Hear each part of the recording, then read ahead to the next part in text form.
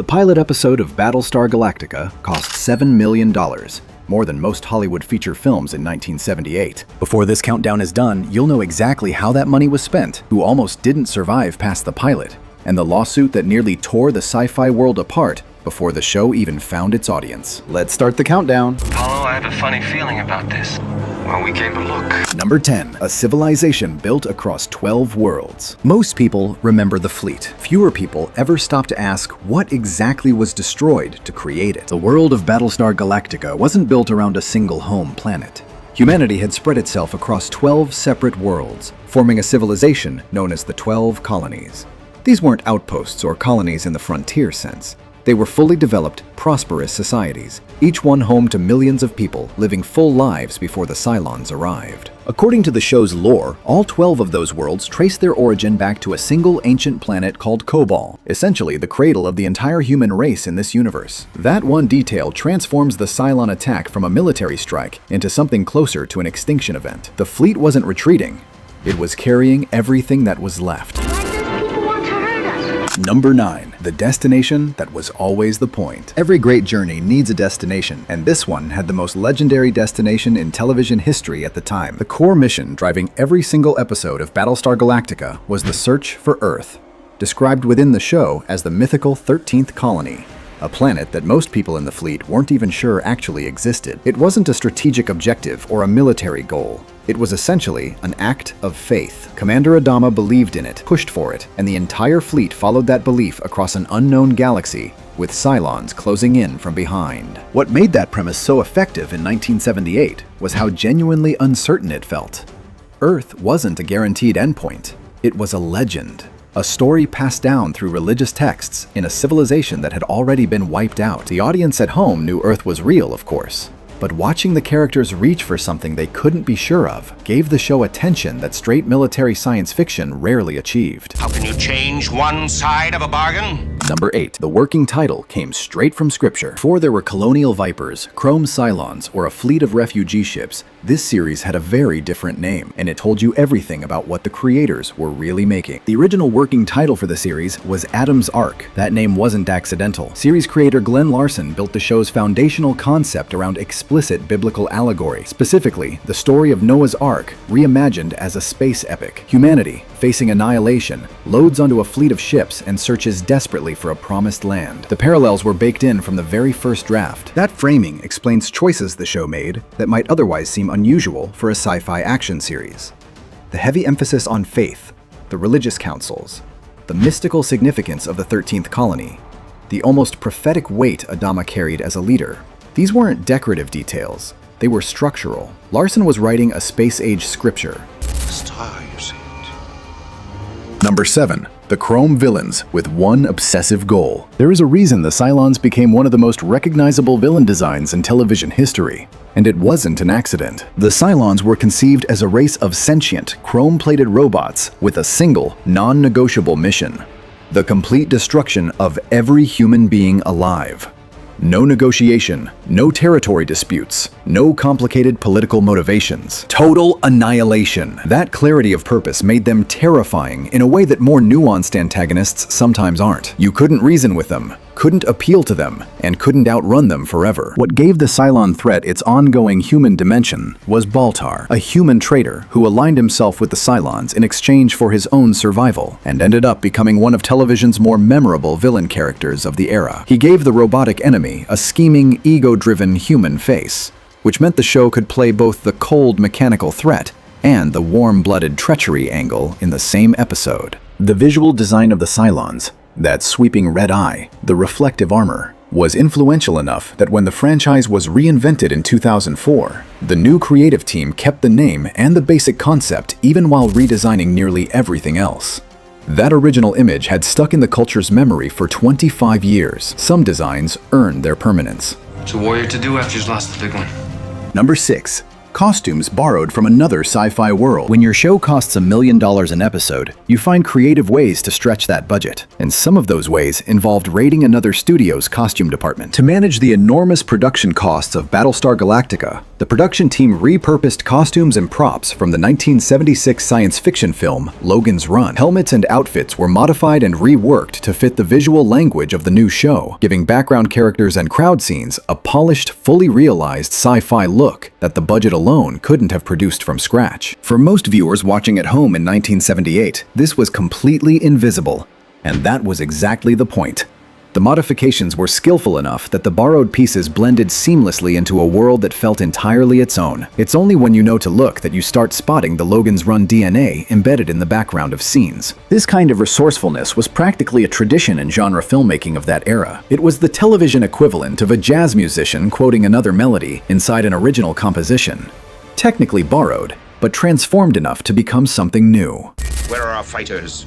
Close to the point of no return. Number 5. Real danger behind the miniature dogfights. The space battles that made Battlestar Galactica so visually spectacular in 1978 were not produced by computers. They were produced by human hands, and occasionally, those hands got dangerously close to the consequences. The Colonial Viper sequences were achieved through elaborate miniature effects, with detailed scale models suspended on wires and photographed at high speed to simulate the feeling of fast, chaotic aerial combat. The results were groundbreaking for network television at the time. The process of getting there was considerably less glamorous, and occasionally alarming. The wires used to control the miniature ships during filming were under significant tension and had a tendency to snap without warning. In at least one documented incident, a wire failure came close to striking a stunt performer in a cockpit setup. A reminder that the line between technical filmmaking and genuine physical risk was thinner than it looked from a living room couch on Saturday night. What's remarkable in retrospect is how much of what audiences took for granted as simple television entertainment was actually the product of skilled technicians managing real physical hazards on a daily basis. Our scouts have located the trailing vessels of the colonial fleet. Number 4. The most expensive show on television. In 1978, $1 million bought you a house, a very nice car, and apparently one episode of Battlestar Galactica. The production costs for this show were genuinely unprecedented for American network television at the time. The 3-hour pilot episode carried a budget of $7 million, a figure that put it in direct competition with theatrical feature films, and made it one of the most expensive single pieces of television content ever produced up to that point. Each subsequent episode was budgeted at approximately $1 million. To put that in perspective, most primetime dramas of the era were producing episodes for a fraction of that figure. Battlestar Galactica wasn't just expensive, it was operating in a completely different financial category from everything else on the network's schedule. The scope of the sets, the quality of the effects work, the scale of the production design, all of it reflected a budget that had no real precedent on television. The irony is that even with all that money, the production team was still borrowing costumes from Logan's Run and dealing with snapping wire rigs on the effects stage. When you're trying to make a movie every week for a year, even $7 million has its limits. The ambition always outran the resources, which, honestly, might be exactly what made the show feel so alive. Get him off! Number 3. The character who survived her own death. Cassiopia, played by Lorette Spang, was originally written to die in the pilot episode of Battlestar Galactica. Her character was scripted for an early exit, one of those narrative sacrifices designed to establish stakes and set a tone. The production team ran test screenings, as was standard practice for expensive pilots, and the audience response to Cassiopia told a very different story than the script did. Viewers reacted to her with warmth and genuine enthusiasm that caught the producers off guard. The decision to reverse course and keep her alive wasn't a creative choice in the traditional sense. It was an audience override. Test screenings essentially rewrote the show before it ever aired. She went on to become a recurring, well-loved presence throughout the series, a character whose entire existence on screen was a function of audiences connecting with something the writers initially planned to take away from them. It's one of those behind-the-scenes stories that reveals how much of what we remember loving about a show was actually improvised under pressure. Cassiopia wasn't supposed to be there. The audience made her stay. Sometimes the best creative decisions aren't decisions at all, they're corrections. I said break off the attack. Number 2. A budget that launched a legal war. Just as Battlestar Galactica was finding its audience in the fall of 1978, 20th Century Fox filed a lawsuit against Universal, claiming the show had copied 34 distinct story elements, characters, and concepts from Star Wars. The number alone was remarkable: 34 specific points of alleged theft. Fox was not filing a nuisance claim. They were swinging for the fences. Universal's response was aggressive. Rather than simply defending against the lawsuit, the studio countersued Fox, arguing that Star Wars itself had borrowed key elements from Universal's earlier 1972 science fiction film, Silent Running. The legal battle effectively became a mutual accusation, each side pointing at the other and demanding the jury decide who stole from whom first. Both lawsuits were ultimately dismissed without ever reaching trial, meaning no court ever formally ruled on the merits of either claim. The question of who borrowed what from whom was never legally resolved. What the episode demonstrated, more than anything else, was how high the stakes of science fiction had become after Star Wars transformed the genre's commercial value overnight. When a property is worth that much money, suddenly everyone starts counting similarities very carefully. The lawyers on both sides made out considerably better than the audience did. Thanks to your so-called intelligence reports.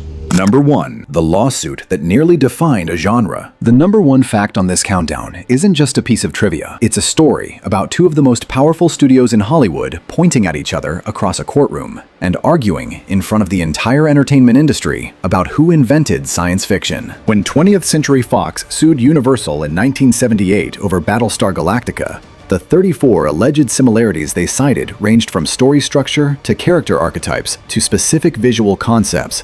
The sheer breadth of the claim was extraordinary. Fox wasn't arguing that one scene looked like another. They were arguing that the entire creative DNA of the show was derived from Star Wars. Universal's counterargument was equally audacious.